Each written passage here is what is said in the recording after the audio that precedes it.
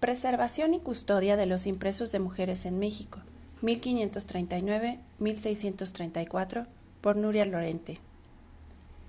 La cultura impresa mexicana tiene su origen en los albores del siglo XVI, concretamente en el año 1539, cuando se instala la primera imprenta en México en el marco del proceso de occidentalización del Nuevo Mundo. Cuando se inició la conquista del territorio mexica, la cultura impresa en España tendría a lo sumo unos 50 años. El invento tipográfico modificó desde sus comienzos las formas de producción de libros, redefinió sus posibilidades de circulación y dio lugar a nuevas formas de mercado y consumo de la cultura, consolidando a la palabra impresa como garante de las actividades del sistema social y cultural europeo.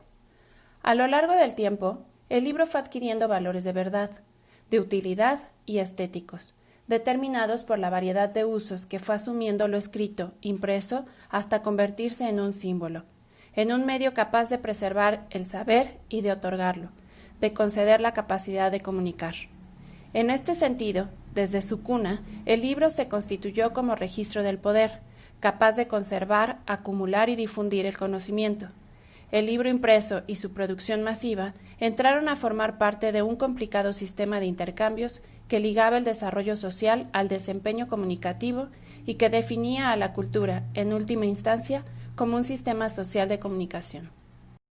Se entenderá entonces que la llegada del libro al continente americano no fue inocente.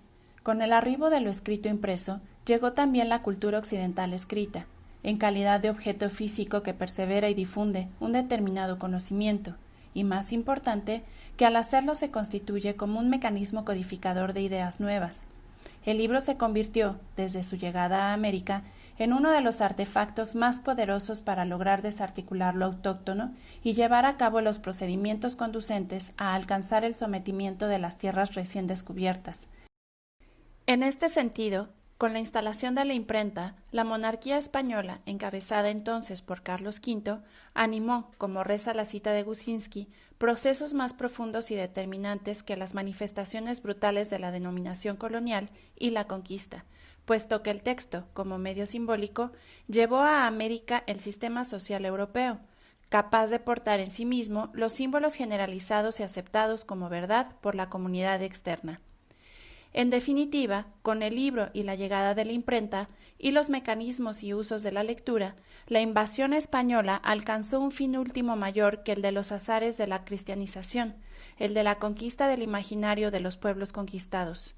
Así pues, con este horizonte de objetivos, se desarrolló la cultura escrita e impresa en México, configurándose un sistema de comunicación a partir de la apertura de diversos talleres que consolidaron la actividad cultural novohispana. Como la mayoría de los negocios artesanales europeos, estos talleres fueron empresas de carácter familiar, en las que los miembros de la familia se revelaron como la base de su sistema productivo. Los impresores no enseñaron el negocio a los nativos por miedo a alimentar la competencia. Por tanto, para asegurar la continuidad de los negocios, todos los miembros de la familia debieron participar en los procesos que se desencadenaban en ellos. Sin embargo, en muchas ocasiones se ha puesto en tela de juicio la posición que ocuparon las mujeres en estos negocios. Se ha aludido a que su actividad fue ocasional y secundaria y que solo tenía lugar cuando la familia pasaba por momentos de graves necesidades económicas. Evidentemente, esto no fue así. La naturaleza de este tipo de negocios y la carencia de profesionales que habitaron en el continente durante esos siglos nos confirma que la mujer, al igual que el resto de miembros de la familia, adquirió experiencia práctica en el funcionamiento del negocio y participó de manera activa y continuada en sus labores. En los últimos años, la emergencia de libros y artículos especializados que giran alrededor de estas preocupaciones han aportado valiosa información sobre las identidades de estas mujeres y su relación con los maestros impresores. Sin embargo, todavía resulta complejo evaluar su participación en las imprentas y alcanzar a saber qué actividades laborales ejercieron exactamente en ellas. En este sentido, son tres los enfoques desde los que podemos comenzar a trabajar su contribución en el desarrollo del paisaje intelectual novohispano. 1. Analizar el papel que desempeñaron las mujeres en relación a los primeros talleres. 2. Examinar su producción en términos cuantitativos y cualitativos. 3. Estudiar su legado en bibliotecas, fondos públicos y privados. En relación al primer punto, recopilar sus nombres, averiguar su vinculación con la imprenta y reconstruir sus trayectorias biográficas resulta una tarea cada vez más sencilla, por cuanto los estudios han avanzado sobre el tema. Un punto en común en estas investigaciones ha sido el de documentar la presencia de estas mujeres a partir del análisis de su producción, puesto que la fuente probatoria que las identifica y evidencia su trascendencia en los negocios, más allá de las informaciones dispersas con las que contamos, son los propios impresores. La materialidad de los textos y su factura física da cuenta de la impronta femenina, especialmente en lo que se refiere a la gran cantidad de pies de imprenta que aparecen firmados con sus nombres o con algún tipo de nomenclatura que las emparenta con los miembros masculinos de su familia, vinculados a los talleres de imprenta. En este sentido, no es complejo trazar el árbol genealógico de los primeros impresores novohispanos y de sus hijas, hermanas o viudas, quienes, al ausentarse o morir ellos, se hicieron cargo de los negocios familiares, firmando los impresos y administrando los talleres. Así pues, si analizamos los esquemas y reparamos en la trayectoria de los primeros impresores novohispanos, pronto nos percatamos que en todos los talleres tipográficos que estos dirigieron se ha documentado la presencia de mujeres desempeñando labores, firmando impresos y ejerciendo actividades que sobrepasan el escaso reconocimiento que la historiografía tradicional les ha conferido. En este sentido, se sabe que Brígida Maldonado se puso al frente de la imprenta americana de los Kronberger a la muerte de su marido. Jerónima Gutiérrez viajó y participó del desarrollo del taller de su marido, Juan Pablos, cuando éste firmó el traslado de la sucursal americana. María de Figueroa logró, con su matrimonio con Pedro Chart, la transmisión patrimonial del negocio familiar y aseguró su continuidad. María de Sansoric se hizo cargo del negocio de su marido, durante el tiempo que éste estuvo preso de la Inquisición, e hizo lo propio tras su fallecimiento. Catalina del Valle contribuyó, con su esposo Pedro Valli, a hacer funcionar primero la botica de libros, después la imprenta. Catalina Agudo puso en relación a Antonio Ricardo con su genealogía familiar de libreros y seguramente aplicó en el taller americano aquellas destrezas que había aprendido con su primer marido, Melchor Trencher, también impresor. María de Espinosa, hija de Ana de Carranza y Antonio de Espinosa, prolongó la actividad de la imprenta de su padre al casarse con Diego López Dávalos y, finalmente, Ana de Herrera unió su nombre al del impresor Diego Garrido y con ello se vio obligada a asumir el ejercicio de imprenta al morir éste.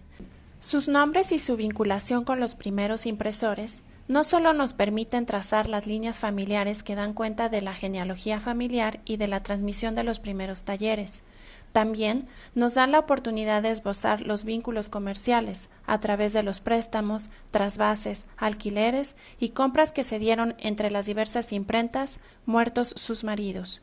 Ahora bien, más allá de servir como transmisoras de los negocios familiares y de regentar las imprentas en ausencia de sus esposos, padres o hermanos, estas mujeres desempeñaron labores diversas, más complejas y esforzadas que las de vincular unas generaciones y otras.